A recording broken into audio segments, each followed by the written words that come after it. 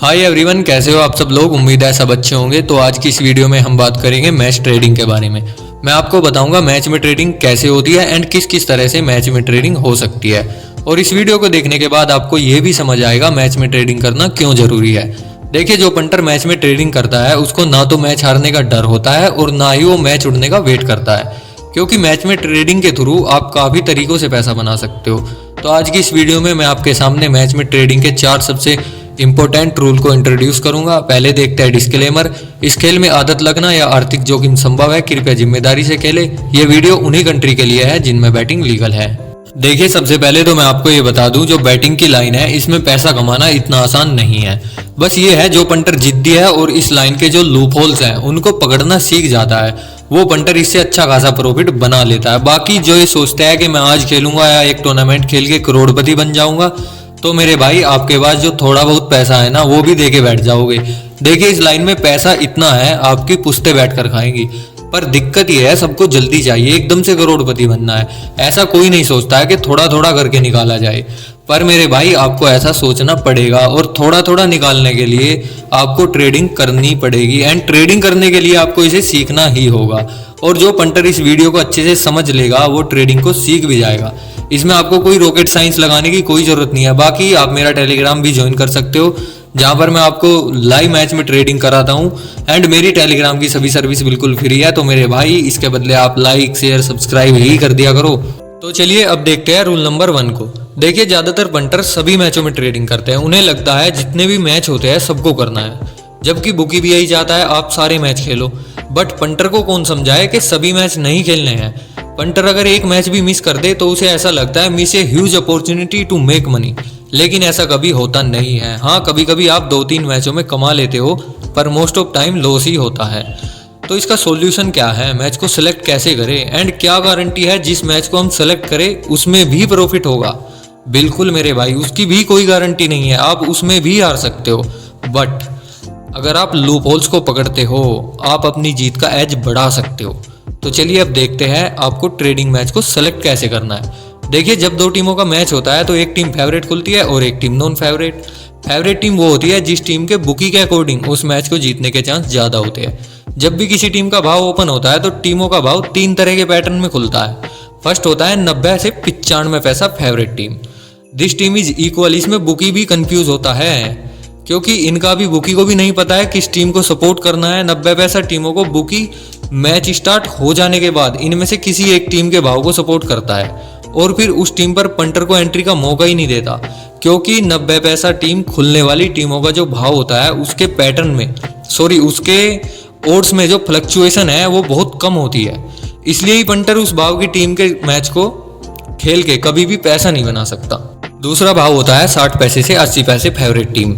इस भाव की ओपन टीम पर सबसे ज्यादा ओड्स का फ्लक्चुएशन होता है एंड इन टीमों पर ही पंटर सबसे ज्यादा पैसे कमाता है। अभी आपने देखा होगा दिल्ली और लखनऊ का मैच, जो 20 पैसे का जैकपॉट बना उसमें लखनऊ 70 पैसे ओपन हुई थी। एंड दूसरा मैच पंजाब और राजस्थान का, ये दोनों match back to back jackpot बने। इन दोनों मैच में 70 से 80 पैसे टीम ओपन हुई थी। अब ऐसा भी नहीं है उन्होंने ऐसा आपने 70 पैसे ओपन टीम देखी और एंट्री कर दी। इसके लिए आपको कुछ स्टैटिक्स भी देखने होंगे, जैसे player performance, ground report and सबसे इंपॉर्टेंट तो है पिच रिपोर्ट। पिच कैसी है, अगर आप पिच को समझना सीख जाते हो तो आपका आधा काम तो पिच ही करा देगी।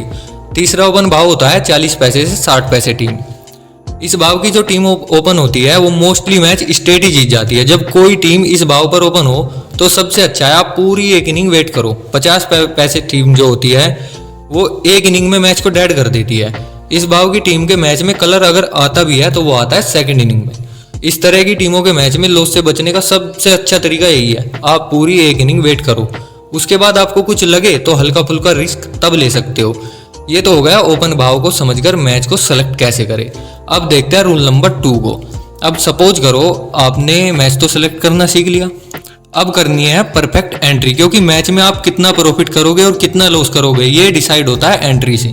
देखिए, मैच में एंट्री उस भाव पर होती है जिस भाव पर आप मैच में लास्ट तक बने रहो, और जब मैच समझना है तो मैच से एग्जिट मार के बाहर निकल जाओ। सपोज करिए आपने किसी मैच में 80 पैसे की एंट्री करी, आपकी एंट्री के बाद वो टीम लग जाती है 30 पैसे लो। अब आप सोचते हो कि एक बार 60 पैसे का भाव आ जाए तो थोड़े बहुत लॉस से एग्जिट कर लूंगा, लेकिन ऐसा होता नहीं है। वो टीम 50 पैसे आकर ही लौट जाती है। अब आपको होता है इस मैच में पूरा लॉस। अब आप दूसरा सिनेरियो देखिए, इसमें आप करते हो 40 पैसे टीम को ले। अब वो टीम भी 20 पैसे लो लगती है। यहाँ से आपको लगता है कि मेरी टीम इस मैच को नहीं जीतेगी, बट अगर एक बड़ा शॉट आ जाए, अगर चेज पे है टीम या विकेट आ जाए अगर डिफेंड पे है, तो 30 पैसे भाव आ सकता है। तो आप सेम लिमिट से 20 पैसे टीम पर एक और एंट्री करते हो। अब एंट्री आपकी एक एंट्री हो गई 40 पैसे की और एक हो गई 20 पैसे की, तो आपका एवरेज हो गया 30 पैसे का। अब जैसे ही 30 पैसे का भाव आएगा, आप सेम प्रॉफिट जो भी है वो डाल के एग्जिट मार दो गेम से। अब आप ये देखिए 80 पैसे वाली टीम पे जो एंट्री करी थी आपने, उसमें आपको हुआ पूरा लॉस। वो उसको भी लगा था कि आपको ये टीम नहीं जीतेगी, बट फिर भी लॉस पूरा हुआ। जबकि 40 और 20 पैसे वाली एंट्री में भी लगा कि अब हमारी टीम मैच नहीं जीतेगी, तो उससे एग्जिट कर लिया आपने। अगर आपकी एंट्री सही ओड्स पर नहीं होती तो इस मैच में भी पैसा बचाना संभव नहीं था। मैच में सिर्फ बैठे रहने से ही पैसा नहीं बनता है, कभी कभी आपको मैच से एग्जिट करना भी जरूरी होता है, क्योंकि आपने जिस टीम पर एंट्री की है उसकी कोई गारंटी तो है नहीं कि वो जीतेगी। या तो आप उस मैच में 30 पैसे की ट्रेडिंग करिए और छोटे प्रॉफिट से बाहर निकलिए, या जब आपको मैच समझ ना आए या आपको लगे कि अब मैच नहीं बनेगा तो एग्जिट करिए, क्योंकि जो पैसा आप मैच में गंवाते हो कल आपको पहले उसी पैसे को कवर करना होगा। तो मेरे भाई सबसे पहले तो आप अपने लॉस को कंट्रोल करना सीखो। तो चलिए, अब आपने एंट्री को भी समझ लिया, किस भाव पर एंट्री करनी है और किस भाव पर एग्जिट। अब समझते हैं रूल नंबर 3 और 4 को, लॉस कट और बुक सेट कब करें।